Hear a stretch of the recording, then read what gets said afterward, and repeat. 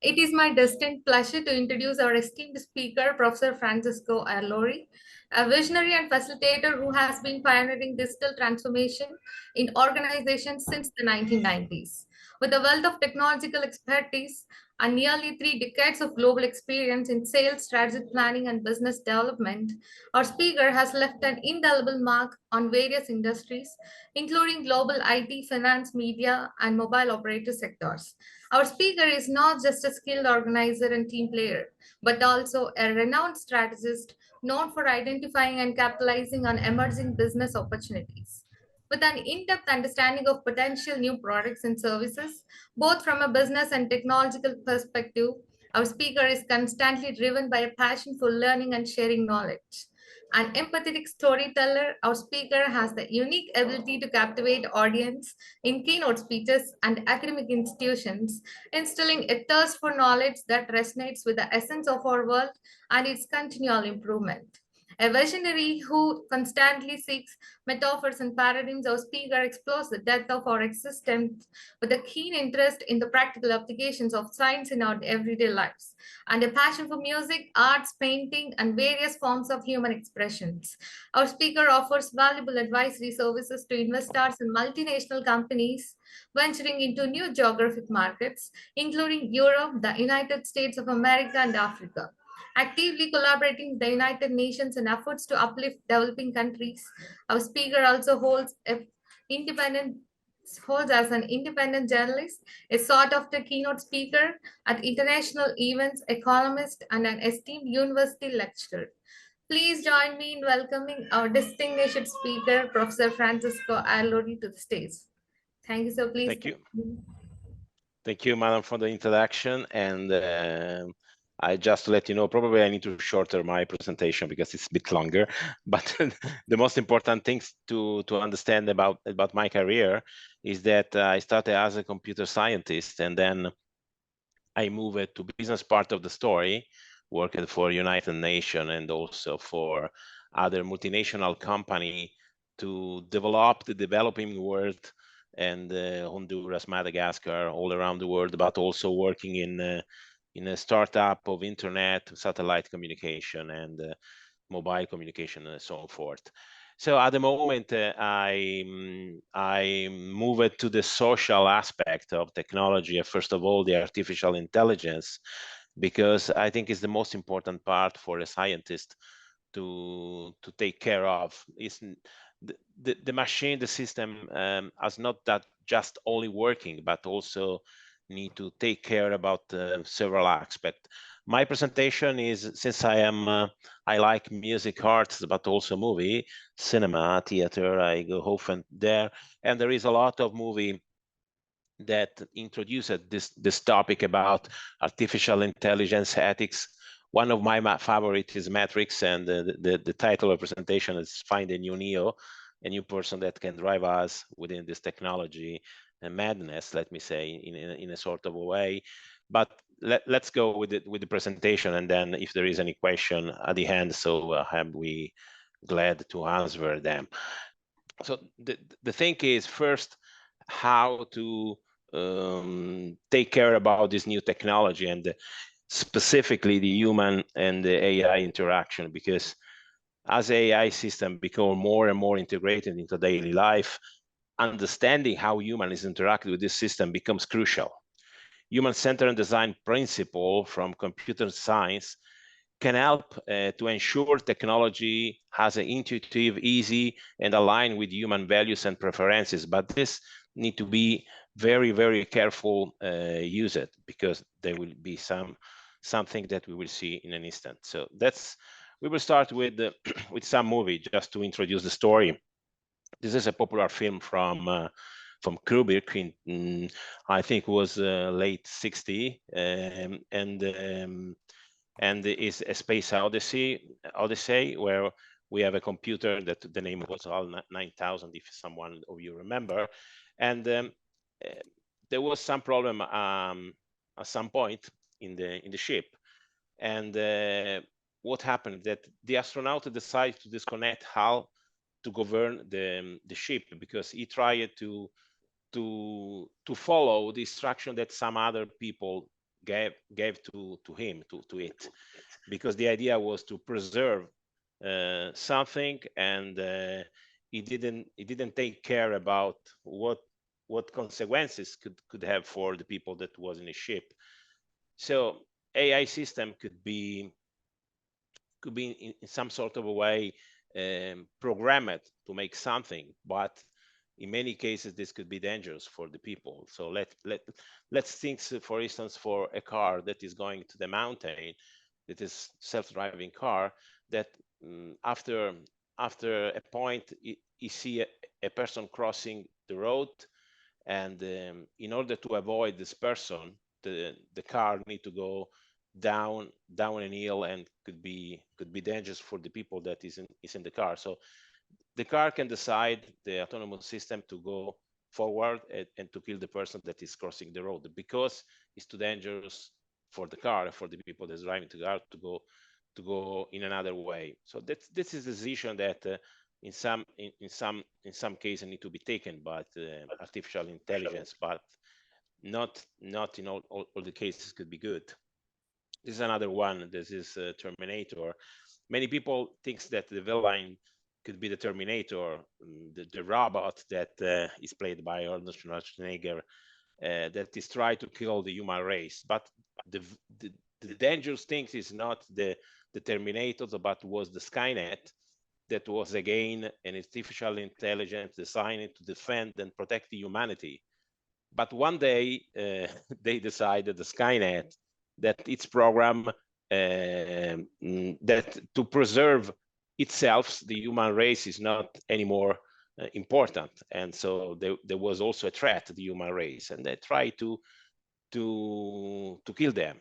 And sci-fi often tell us much more about its creator and the culture that he has about technology. But adding our prediction could be a good future for us, but in many cases we need to consider all the opportunity.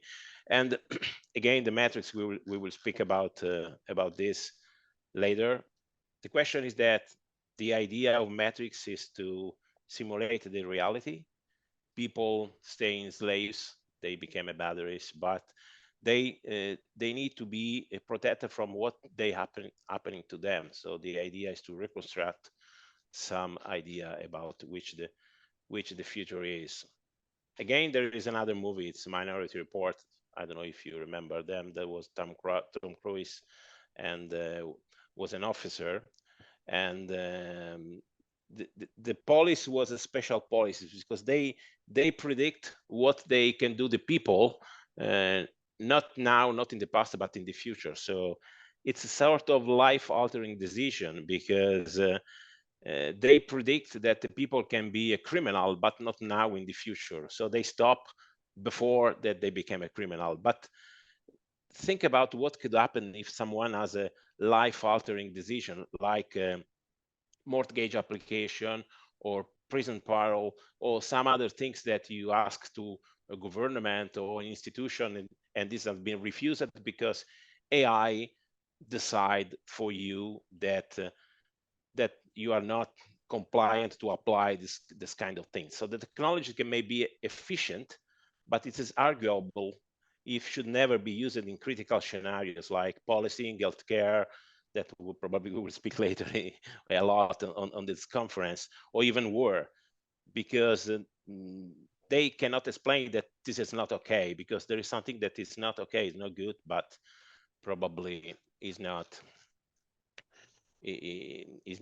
understandable by the machine.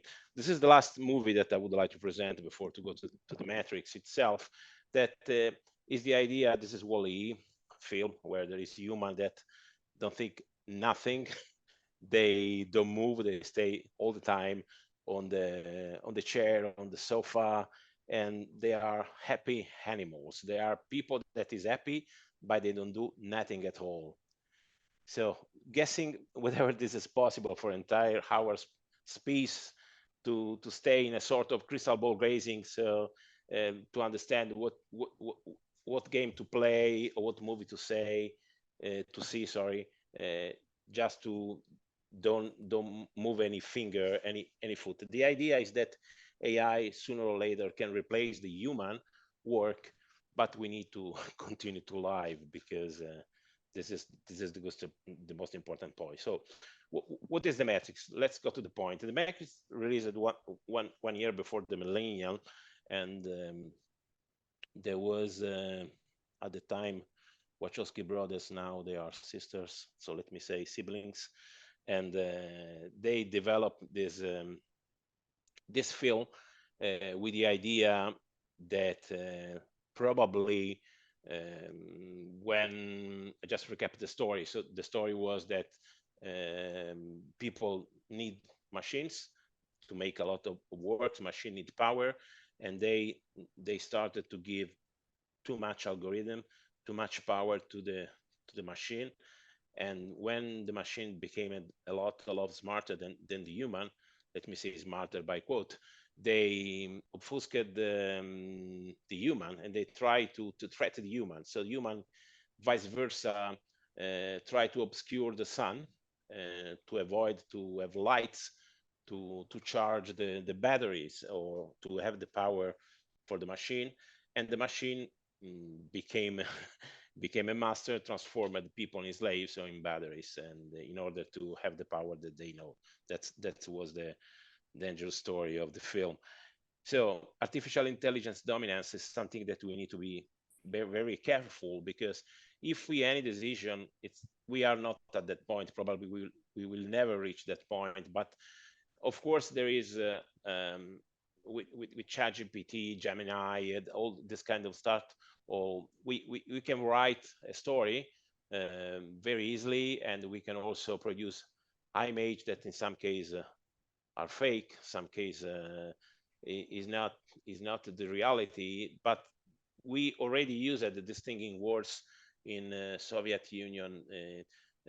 We have some example of people that disappeared from images because they disappeared from the government, from politics, and disappeared also from portrait. And has been very useful, but was very complicated, and was easy to recognize that there was a mistaken photo and some other things. But now it's very easy to produce fake news, and if we use more and more and more and more this kind of tools, probably we can in a way believe in fake fact that so we need to maintain AI in a place where we can control it.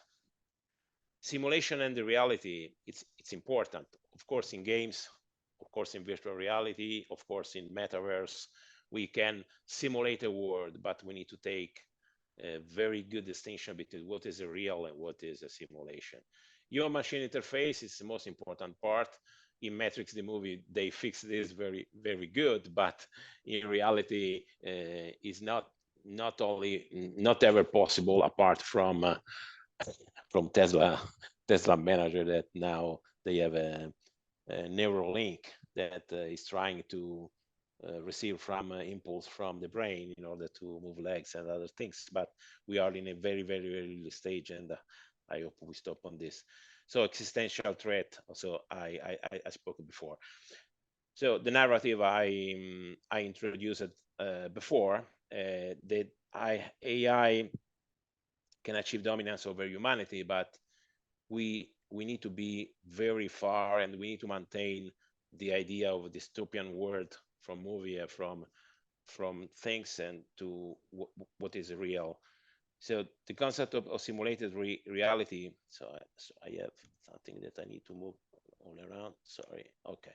The concept of simulated reality, where human perceive something that is not real, it's most important, because you can put an animal in slave, but human race cannot stay all the time, all the life in chain in a prison. So the idea is that if you don't see what is outside, and you simulate a world, people can have the life function like normal, so they can live their lives, and they can produce bioenergy that was requested by the movie.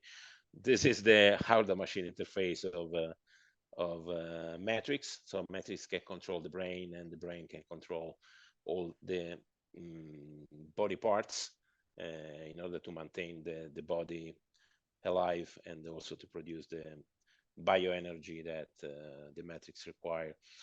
And so in the matrix, the human race is harvested like plants for energy. And since the human are resistant by nature, the machine run the risk that the humans rebelling against them. So they countered this problem and they came out with the brilliant plan. So rather than only enslave the bodies of humans, the machine decide to enslave their mind as well. So this is the thing that is most important for scientists and people that work in computer science like myself. The risk is to enslave our minds, to enslave what is outside the thing that we are doing. This was some years ago when I don't know how many times, probably 5 minutes more left. Sorry, and the question is that in the past, in the late 90s, when we started to create a Iridium project or Java in Silicon Valley or other important scenario like mobile communication here in Europe through GSMA organizations. So we work in a deep technology think without to understand who is using the technology and who is using people that use technology.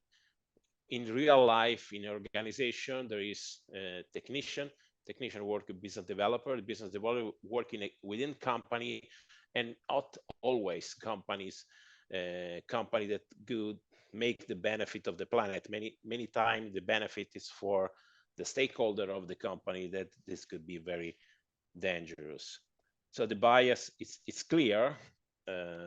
If not properly addressed, we can perpetuate and exacerbate also with the biases that is in a society and also has been inserted by the programmer on these algorithms. So the last part is of the sentence, that the amount of data required is still under privacy concern and need to be captured, anonymized, as when we fill a form or we compile an answer in a survey or in a questionnaire. It's important to understand that all this data, even if we need thousands and thousands and thousands of data, we need to have some privacy rule that govern this data that in some part of the planet is not so restrictive.